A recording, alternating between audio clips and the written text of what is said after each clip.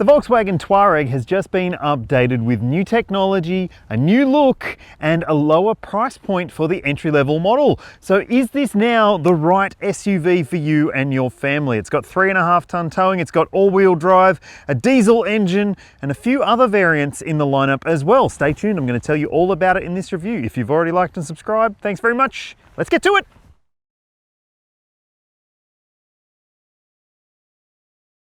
Volkswagen's actually taken the knife to the pricing for this updated version of the Touareg, and the entry-level model, the 170 TDI, now stacks up even better than it did before. The brand reckons it's added about 15 grand worth of extra value to this base model car, and some of those highlights include these new LED headlights. They are a high-definition LED light, and they can blank out oncoming traffic. They can stop you from being dazzled by signs on the road, and they can even flash people who are on the side of the road to warn them that you are coming, which is really handy technology, I reckon. There's new look alloy wheels, there's different looking tail lights as well, and on the inside you get leather interior trim, electric front seat adjustment. Those front seats are also heated, and there's climate control as well. Plus, this time around you don't have to pay extra to get the big screen in the entry-level version. That 15-inch touchscreen media system with wireless and wired Apple CarPlay and Android Auto is now standard. You get sat-nav as well, digital instrumentation, so it does stack up really well in the entry-level grade in terms of what you're getting for your money, and I'll show you what the interior is like soon.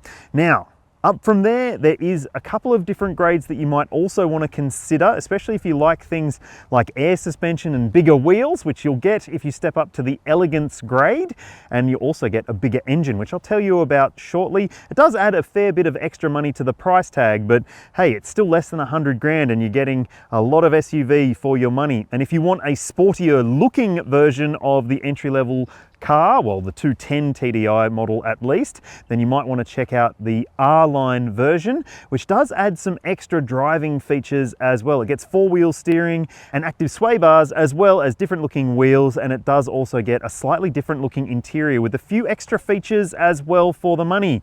Which one of those do you think will stack up best for your needs? I'd love to know. And now let's talk about some alternatives to this, because, well, there aren't any real direct rivals, but there are some good ones that you might want to consider. There are no other 5-seat V6 diesel SUVs at this price point that have 3.5 ton towing capacity. But there is another Volkswagen that has 5 seats and a V6 diesel and 3.5 ton towing capacity, and it's, well, cheaper than this. Hey, it's called the Volkswagen Amarok. Yeah, I'm recommending that you might go and check out the Ute that is on offer in the Volkswagen range if you are considering the Touareg, because hey, it might actually answer a few questions that you didn't even know you had. With the big tray at the back and obviously the Volkswagen Touch when it comes to the drive experience, it is a very compelling vehicle, especially with that V6 diesel engine, and I think that it could be a really, really good alternative to this if you are going to spend more of your time with something behind the vehicle. If you're towing all the time, then it does stack up really, really well. Now, let's talk about some other SUV alternatives that you might not have considered. Firstly, I will recommend you go and have a look at the Mazda CX-90. It comes with a straight 6 diesel engine available, and it's a really, really nice engine, and it's also a really, really nice SUV in a lot of ways. There are some things that maybe aren't perfect, but it does have 3 rows of seats and a big boot, and it's also got plenty of luxury touches on the inside. So it could be one that you haven't even thought about, but it does seem to stack up pretty well in terms of value for money. And look, I know it's not a German branded vehicle, but it could be the right car for you. Now, there's also the Ford Everest, which I think could be a really good option for you. It's a 7-seat SUV with hardcore credentials to it. It's got 3.5 ton towing, 4x4 capability, and a V6 diesel engine as well. And the high grade version really does feel pretty plush, maybe not luxury SUV like this, but it does still have a lot going for it, and it's less money than this. So it could be a really good alternative that you haven't even thought of. And obviously there are higher grade versions of the Touareg, and not everyone shops with a very, very strict budget, but I just think that those might be alternatives to the 170 TDI that you could go and look at. But if you are considering something around the $120,000 range, well, it opens up a different conversation. If you want to continue that conversation, hit me up in the comments and I'll give you some recommendations to go and have a look at. Officially, this is a large SUV. It's the biggest Volkswagen you can buy if you're looking for an SUV, but perhaps the biggest issue with it is that it doesn't come with 7 seats. There is no 3-row option available for the Volkswagen Touareg, and for a big SUV, that might be reason enough for you to reconsider whether it's going to be right for you. But it does have a big boot. So let's have a look in the boot. All versions come with this new illuminated VW badge, and also they all come with an electric tailgate too. And just have a look at how much space you've got to play with in here. There is plenty of space and practicality on offer. For a 5-seat SUV, you'll see the boot space figure on your screen now. You've also got these little shopping bag hooks on the side. If I can get my fingers to work, it's very cold. And you've also got quick release levers for the second row seats if you want to drop them down. There's a little bit of storage stuff on the side, a 12 volt, you've got a racking system here so you can secure things in place, and underneath the carpet mat, and then underneath that, you do get an inflatable spare in here as well. So that will add some peace of mind for buyers out there who live in rural areas, I'm sure. And honestly, it does seem to be a pretty nice 5-seat SUV in terms of the space utilization. But tell me if you think that not having 3 rows of seats would rule it out for you. Thought I'd give you the point of view perspective for this entry-level version of the Touareg, because honestly, it doesn't quite feel like a base model car, and it is obviously a luxury SUV, so it does have heaps of luxury features that you would expect, including the addition of this 15-inch InnoVision touchscreen media system, which used to be a very expensive option, something like $8,000 to get that on the base model before. Now it's standard. It's got wireless Apple CarPlay and Android Auto, as well as a heap of other features in this screen that you do have to spend a little bit of time getting used to, because as you can see, there's lots of different menus and controls and adjustments and things like that. You've obviously got sat nav built in too, and you've got a bar down here for some of the quick selections that you might want to make, although there are no buttons on this screen or underneath this screen at all. Underneath this screen instead, you've got this beautiful open pore wood finish, which looks and feels very plush. Now, there's one thing that I don't love about this dashboard design, and that's the fact that these vents aren't as effective as they could be because of this shelf style setup here. So you don't get quite as much airflow to your face as you might prefer. I'm the sort of person who likes to be blown on the face. That sounded so wrong, I'm sorry. But look, I think that this screen does take some learning, and obviously you do have a digital instrument cluster as well, which also takes a fair bit of learning, but it does have some pretty easy controls for the most part. You will have some buttons on the steering wheel that you do need to get used to, but they are the haptic style buttons, so I don't love them because you can accidentally bump them while you're driving, as I did when I was driving this car, so you might not necessarily love that element.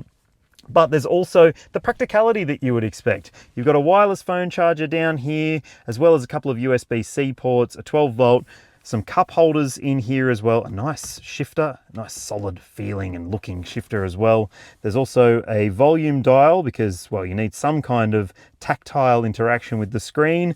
There's another dial here, which is your drive mode selector. So if you twist it, it'll come up with different modes for you to cycle through, I guess you could say. Also changes the view on the dashboard, or at least the color ambience.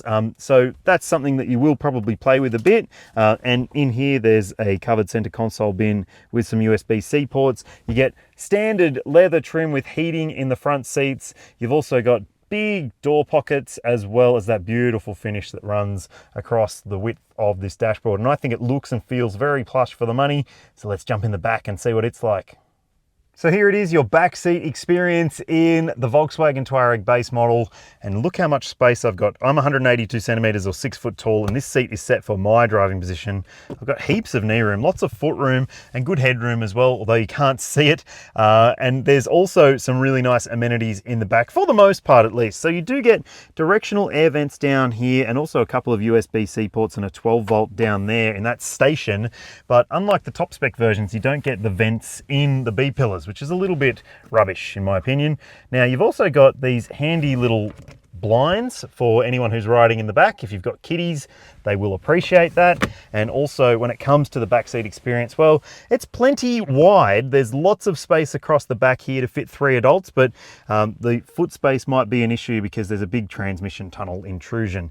You've got ISOFIX points in the window seats and 3 top tethers as well, and a fold down armrest with cup holders, bottle holders in the doors and mat pockets as well. So it does feel a pretty spacious and family friendly space, although the higher spec version is getting a few extra features. Well, that might entice you to spend a little bit more. As I mentioned, the Touareg comes with the choice of 2 different V6 powertrain options. So it's essentially the same engine, just with more power in the higher grade version. So the entry-level one, which is this one here, the 170 TDI, it has, as you might expect, 170 kilowatts and 500 Newton meters of torque, which is plenty. Trust me. And it comes with an 8-speed automatic transmission as standard and permanent 4-wheel drive. The 4Motion system is standard. And then there's the 210 TDI, which is available in the Elegance and R-Line model lines. And it does have an extra 40 kilowatts, as you would expect, but an extra 100 Newton meters too. Same thing, 8-speed auto and all-wheel drive as well. And all versions come with 3.5-ton towing capability, which is very, very good to see. Now, there's also a plug-in hybrid version of the Touareg. It's in the R spec only. Make sure you stay tuned for my full review of that one coming soon, including an EV driving range test. You're going to want to stay tuned for that. Okay, so we're going for a drive in the 170 TDI, and I will tell you that I'm not driving the 210 TDI as part of this review. I have driven it in the past, and you do notice the extra kilowatts and Newton meters that the bigger engine gives you, but for most people, I think that if you are just going to be driving around town, or if you're maybe living in the country and doing rural driving more often, then maybe the 170 will still be enough engine for you. If you're going to tow a lot, maybe spending the extra money will be a very good investment to get into that 210. All right, so that out of the way, this 170 engine is a very likable powertrain. It's got ample grunt, and it's also really refined and very quiet. And you can't discount the value in having a really quiet diesel engine until you've driven a car that has a noisy diesel engine. So look, some of those ute-based SUVs out there do have a bit more vocal engines. This does really feel like a pretty special experience from the powertrain perspective, and also the 8-speed automatic transmission is really very well sorted. At times I've noticed when you're coming up to an intersection, it can sort of be a little bit caught out, a little bit slow to react in terms of the engine and transmission figuring out that you've got to go down a few more gears. You can take matters into your own hands. There is also paddle shifters on the steering wheel, and there's a few different drive modes, including a sport mode, which really does liven things up a fair bit in terms of the powertrain responsiveness. So it does really, honestly, it does the job for most people's needs, this engine, and the transmission is mostly very, very good. Now, the entry-level version doesn't come with air suspension. It's just a standard steel spring setup, and it's still a very sophisticated suspension and chassis. It's a very nice driving vehicle. Now, this version of the Touareg, the 170 TDI, doesn't come with the air suspension and doesn't come with it as an option either. So if you think that you will appreciate having that auto leveling suspension, or just the more comfortable ride that you do get as part of that air suspension setup, then maybe spending the extra money to get up to the 210 TDI Elegance will be the best investment you could make. If I was personally choosing one, I would definitely spend the extra to get the air suspension, because I think that it does a really, really good job, particularly around town, which is where this steel spring 170 TDI is maybe just a little bit sharper edged. So it does have a more connected feel to the road surface. If that's what you appreciate, then you're going to find this fine. And also, I do find that this is a big car. It's more than 2 tons, but it doesn't feel big. It actually sort of shrinks around you when you're driving, and that can't be understated for something that is this large and this heavy. Now, part of the reason that it does is because of this steering, which is absolutely beautiful. It just has this really natural feel to it. It's not too heavy, it's not too light. In those old ads, they would say it's just right, but it is just right for this application, in my opinion. I think it's a really good steering SUV. And like, I know it's not a corner carver. It can be a little bit slow when you are starting to go through a corner and you need to wind on a little bit more steering lock. But hey, for the most part, and for most people, it's going to be perfectly suitable to their needs. And honestly, I think if you are looking at something like a dual cab ute or one of those ute-based SUVs, then maybe you should go and have a look at this car and see if you can justify the little bit of extra money it might cost to get into this 170 TDI, because it feels like the money that you're spending. In fact, it feels like more money than you are spending. So that's a big tick of approval in my book.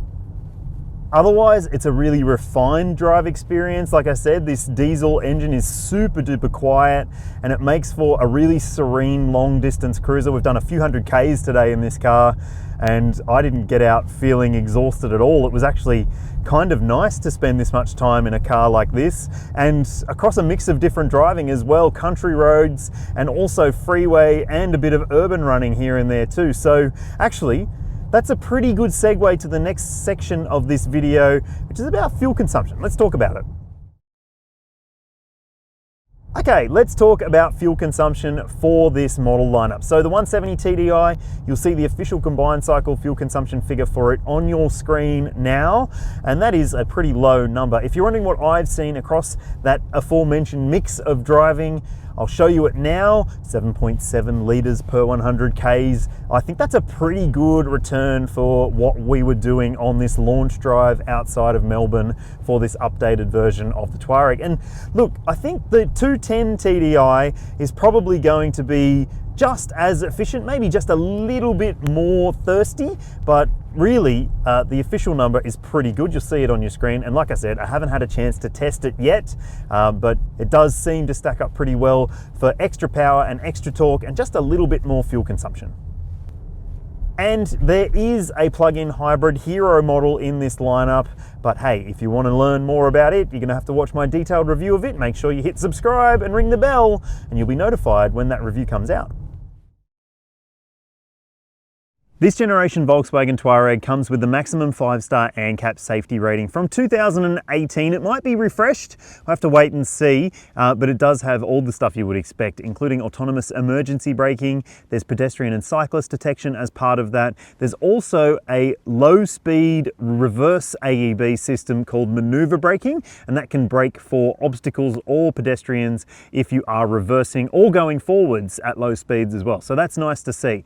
Plus, there's other things like a lane keeping assistance function, and it'll also do steering and accelerating and braking for you with the traffic jam assistance feature too. Yes, that means it's got adaptive cruise control as well, and all versions also come with parking sensors all around the car and a surround view camera system, which is new for this model upgrade. Plus, and I do think this is a safety feature, there's a new set of headlights, and they are a high definition LED headlight, and they make night driving a lot safer for you and your family. And when it comes to airbag coverage, there is plenty on offer. You've got dual front side, rear side, and curtain airbags fitted to this vehicle. So yes, it seems pretty safe to me. Volkswagen offers a 5-year unlimited kilometre warranty for its vehicles in Australia. There's also the option to choose a 5-year care plan, so that's a prepaid service plan, and you'll see the price for it on your screen now. And the service intervals, yep, 12 months and 15,000 kilometres, so you've got a 5-year, 75,000 kilometre care plan if that's what you want to do. You can also just pay as you go for the servicing if you wish as well. And if you service with Volkswagen, they'll top up your roadside assistance every year for the first 5 years as well. And also when it comes to roadside assistance, there's 1 year included, and it tops up when you do service with the brand. So there you have it. The 170 TDI version of the Touareg is much better value than it ever was, and the 210 models, well, they seem to stack up really well too. Tell me which one you would pick in the comments section below, and also if you haven't already, please do like and subscribe. It helps a lot, and I'll see you in the next one.